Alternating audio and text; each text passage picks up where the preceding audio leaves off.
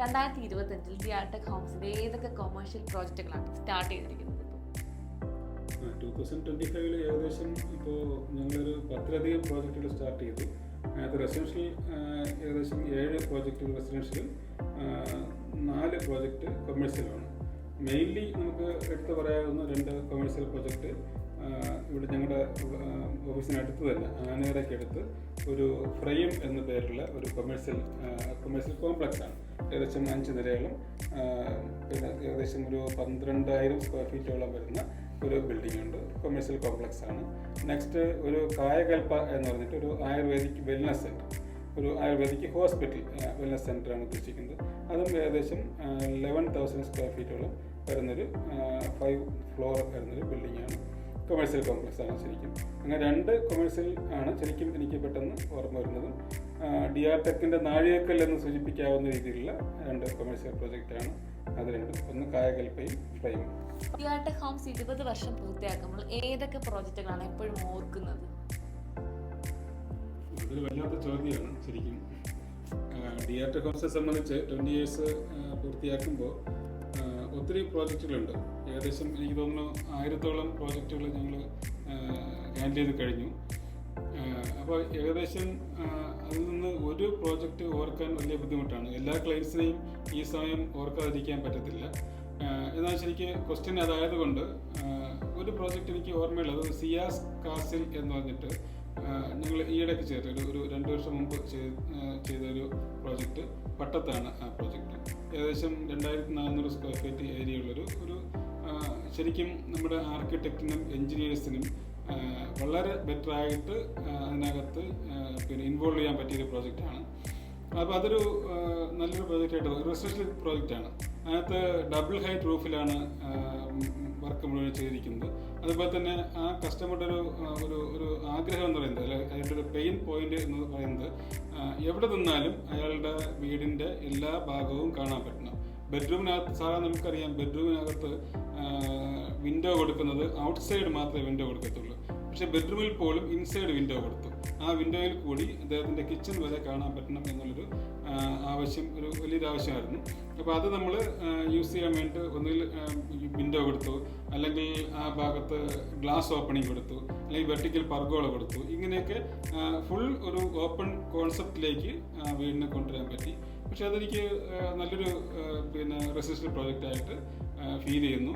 ഇപ്പോൾ ഈ ക്വസ്റ്റ്യന് എനിക്ക് പെട്ടെന്ന് ആലോചിക്കുമ്പോൾ അതൊരു നല്ലൊരു പ്രോജക്റ്റായിട്ട് തോന്നി. ഇത്രയും റിക്വയർമെന്റ്സ് ഉള്ളൊരു പ്രോജക്റ്റ് ആയതുകൊണ്ട് തന്നെ എങ്ങനെയാണ് ക്ലയന്റിന്റെ ഭാഗത്തു നിന്നുള്ളൊരു കമ്മ്യൂണിക്കേഷനും കാര്യങ്ങളൊക്കെ എങ്ങനെ ഹാൻഡിൽ ചെയ്തത്? ക്ലയൻസ് വളരെ സപ്പോർട്ടീവായിരുന്നു.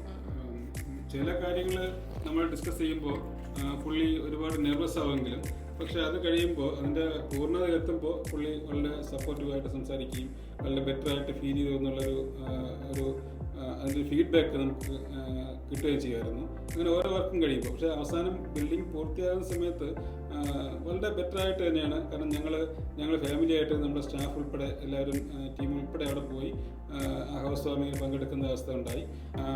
അദ്ദേഹത്തിൻ്റെ സൈഡിൽ നോക്കിയാലും ക്ലയൻറ്റിനെ സംബന്ധിച്ചാണെങ്കിലും പുള്ളി ഒരു ആർട്ടിസ്റ്റിക് മൈൻഡ് സെറ്റ് ആണ് പുള്ളിക്കുള്ളത്.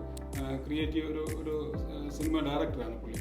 അപ്പോൾ അതുകൊണ്ട് തന്നെ അദ്ദേഹത്തിൻ്റെ ആ ഒരു ലെവലിൽ നിന്ന് നമുക്ക് ഡിസ്കസ് ചെയ്യാനും നമുക്ക് ചിന്തിക്കാനും കഴിഞ്ഞപ്പോഴാണ് ശരിക്കും വളരെ ബെറ്ററായിട്ട് ക്ലയൻറ്റിന് അത് ഫീൽ ചെയ്തു. അതുപോലെ തന്നെ ആ കസ്റ്റമർ ഒരു ആർട്ടിസ്റ്റിക് പേഴ്സൺ ആയതുകൊണ്ട് അപ്പോൾ അദ്ദേഹത്തിൻ്റെ ലെവലിൽ നിന്ന് നമുക്ക് ചിന്തിക്കാനും ആ ലെവലിൽ നിന്ന് നമുക്ക് വർക്ക് ചെയ്യാനും പറ്റിയപ്പോൾ ശരിയായ രീതിയിൽ തന്നെ അദ്ദേഹത്തിനും അത് ഫീൽ ചെയ്തു.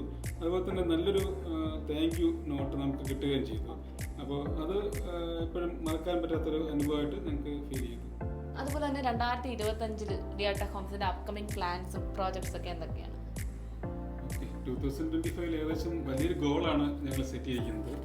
അപ്പോൾ പിന്നെ അത് എടുത്തു പറയാൻ പറ്റത്തില്ല. കാരണം കഴിഞ്ഞ വർഷവും അതിന് മുമ്പുള്ള വർഷങ്ങളിലും ഉള്ളതിനേക്കാൾ വളരെ ഡിഫറൻ്റ് ആയിട്ടും വളരെ ബെറ്റർ ആയിട്ടുള്ളൊരു ഗോളാണ് ഡിയാടെക് സെറ്റ് ചെയ്തിരിക്കുന്നത്. അതായത് ഏകദേശം 100 CR പ്രോജക്റ്റ് ഈ വർഷം സ്റ്റാർട്ട് ചെയ്യുന്നതും എൻഡ് ചെയ്യുന്നതുമായിട്ട് നമുക്ക് ഈ വർഷം കംപ്ലീറ്റ് ചെയ്യണം എന്നാണ് ശരിക്കും ഉദ്ദേശിക്കുന്നത്. ചടയമംഗലത്ത് ഇപ്പോൾ തന്നെ ഒരു വലിയൊരു കൺവെൻഷൻ സെൻറ്റർ ശരിക്കും ഞങ്ങൾ പ്ലാൻ ചെയ്യുന്നുണ്ട്. അതിൻ്റെ ഡിസ്കഷൻ ഏകദേശം ലാസ്റ്റ് ലെവലിലായി കഴിഞ്ഞു. അതിൻ്റെ ഡിസൈനും ഏകദേശം കഴിയാറായി. അപ്പോൾ അത് ഞങ്ങൾക്ക് കിട്ടിയൊരു വലിയൊരു ഈ പൊൻതൂവൽ എന്ന് തന്നെ പറയാം ശരിക്കും. അതുപോലെ തന്നെ ഒരു 4ഓളം ഫ്ലാറ്റുകൾ, ഒരു 6 നില ഒക്കെയുള്ള ഒരു 4ഓളം ഫ്ലാറ്റുകൾ ഡിസ്കഷനിലുണ്ട്. അപ്പോൾ അതിനകത്ത് എനിക്ക് തോന്നുന്നു ഒരു 3-4 ഫ്ലാറ്റുകൾ ഈ മാസം മിക്കവാറും സ്റ്റാർട്ട് ചെയ്യാൻ പറ്റും. അതോടൊപ്പം തന്നെ റെസിഡൻഷ്യൽ പ്രോജക്റ്റുകളും ഏകദേശം ഇപ്പം തന്നെ ഒരു 10-12 റെസിഡൻഷ്യൽ പ്രോജക്റ്റുകൾ സ്റ്റാർട്ട് ചെയ്യാൻ പോകുന്നുണ്ട്. അതുപോലെ അതിൻ്റെ പലതും ഡിസ്കഷനിൽ നിൽക്കുന്നുണ്ട്. അപ്പോൾ എനിക്ക് തോന്നുന്നു ഞാൻ അച്ചീവ് ചെയ്തിട്ടില്ല, അല്ലെങ്കിൽ ഞാൻ ആഗ്രഹിച്ചിട്ടില്ല, അല്ലെങ്കിൽ കമ്പനി മുമ്പോട്ട് വയ്ക്കുന്ന നമ്മുടെ ടീം ആഗ്രഹിക്കുന്ന തരത്തിൽ ആ ഒരു ഗോൾ സെറ്റ് ചെയ്ത് മുമ്പോട്ട് പോയപ്പോൾ അതിലേക്ക് ഈശ്വരൻ്റെ സാന്നിധ്യം ഇപ്പം തന്നെ വന്നു തോന്നുന്നു. കുറച്ചുകൂടെ ബെറ്റർ ആയിട്ട്, അതായത് ശരിക്കും നമ്മളിപ്പോൾ 100 CR പ്രോജക്റ്റ് വരുമ്പോൾ അതിനകത്ത് മിനിമം ഒരു 5% എങ്കിലും ചാരിറ്റിക്ക് വേണ്ടി ഞങ്ങൾ മാറ്റിയിരിക്കും. അതുപോലെ തന്നെ മാർക്കറ്റിംഗ് വേണ്ടി മാറ്റിയിരിക്കും. അപ്പോൾ നമ്മൾ ഇപ്പോൾ നമ്മുടെ ഓഫീസിൽ നമ്മുടെ ടീമിനുള്ളിൽ ഇല്ലാത്തത് തന്നെ മാർക്കറ്റിങ്ങിന് വേണ്ടി പുതിയ സ്റ്റാഫുകളാണെങ്കിലും പുതിയ ആൾക്കാരാണെങ്കിലും പരോക്ഷമായിട്ട് കമ്പനിയിലേക്ക് ഇൻവോൾവ് ആവും. അപ്പോൾ അത് വലിയൊരു നേട്ടമായിട്ട് കമ്പനി ആഗ്രഹിക്കുന്നുണ്ട്. അതിലേക്ക് മാക്സിമം എത്താനായിട്ട് ഞങ്ങൾ ടീം ഉൾപ്പെടെ ശരിക്കും ഓരോ പ്രാവശ്യവും വർക്കൗട്ട് ചെയ്ത് പ്ലാൻ ചെയ്ത് ചെയ്യാറുണ്ട്. ഹോസ്പിറ്റാലിറ്റി മേഖലയിൽ ഡിയർ ടെക് ഹോംസിന്റെ പുതിയ പ്രോജക്റ്റുകൾ ഏതൊക്കെയാണെന്ന് പറയാം? ഹോസ്പിറ്റാലിറ്റി മേഖലയിൽ ശരിക്കും ഞങ്ങൾ ഏകദേശം 2 വർഷം മുമ്പ് തന്നെ പൂവാറിലുള്ളൊരു ഗോഗോലാൻഡ് എന്നൊരു റിസോർട്ട്, അത് ശരിക്കും വളരെ ഒത്തിരി ചലഞ്ചബിളായിട്ടുള്ളൊരു റിസോർട്ടായിരുന്നു. അതിനകത്ത് എനിക്ക് തോന്നുന്നു ഇന്ത്യയിൽ തന്നെ ചെയ്യാത്ത ഒത്തിരി പ്രോജക്റ്റുകൾ ഞങ്ങൾക്ക് ചെയ്യാൻ പറ്റി. റൗണ്ട് ഹൗസ്, അതുപോലെ തന്നെ ടൈപ്പ് ഹൗസ്. അപ്പോൾ അത് ശരിക്കും ഒരു പുഴയുടെ നെയ്യാറിൻ്റെ ഇക്കരയിൽ നിന്ന് അക്കരയിലേക്ക് ഓരോ മണൽക്കരയും ശരിക്കും ഇക്കരയിൽ നിന്ന് അക്കരയിൽ നിന്ന് കൊണ്ടുപോയിട്ടാണ് ഞങ്ങളത് പൂർത്തിയാക്കിയത്. അപ്പോൾ അതൊരു വലിയ ചലഞ്ചായിട്ടുള്ളൊരു പ്രോജക്റ്റായിരുന്നു. അതിനുശേഷം ശരിക്കും ഇപ്പോൾ ഡിസ്കസ് ചെയ്യുന്നത് ഞങ്ങൾക്ക് ട്രിവാൻഡ്രത്ത് തന്നെയാണ്, ഏകദേശം തമ്പാനൂരിന് അടുത്ത് തന്നെ ഒരു വലിയൊരു 3 സ്റ്റാർ ഹോട്ടൽ ഇപ്പോൾ ഡിസ്കഷൻ നടക്കുന്നുണ്ട്. അപ്പോൾ അതൊരു ബെറ്ററായിട്ട് തന്നെ എനിക്ക് തോന്നുന്നു 2-3 മാസത്തിനുള്ളിൽ ഞങ്ങൾ സ്റ്റാർട്ട് ചെയ്യാൻ പറ്റും.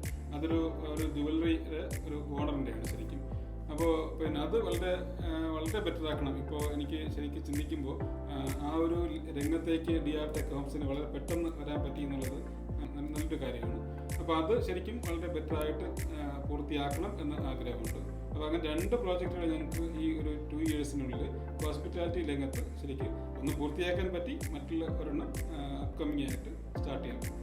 അപ്പോൾ ഡിയർ ടെക് ഹോംസിന്റെ 2025 പ്രോജക്റ്റുകളെയും പ്ലാനുകളെയും പറ്റിയിട്ടൊക്കെ പറഞ്ഞതിൽ ഒരുപാട് താങ്ക് യു സർ. അപ്പോൾ ഇനി ഒരുപാട് പ്രോജക്റ്റുകൾ സാറിനും ഡിയർ ടെക് ടീമിനും ചെയ്യാൻ പറ്റട്ടെ എന്ന് ആശംസിക്കുന്നു. Thank you. DR Tech Homes Private Limited, Trivandrum, an archway to future.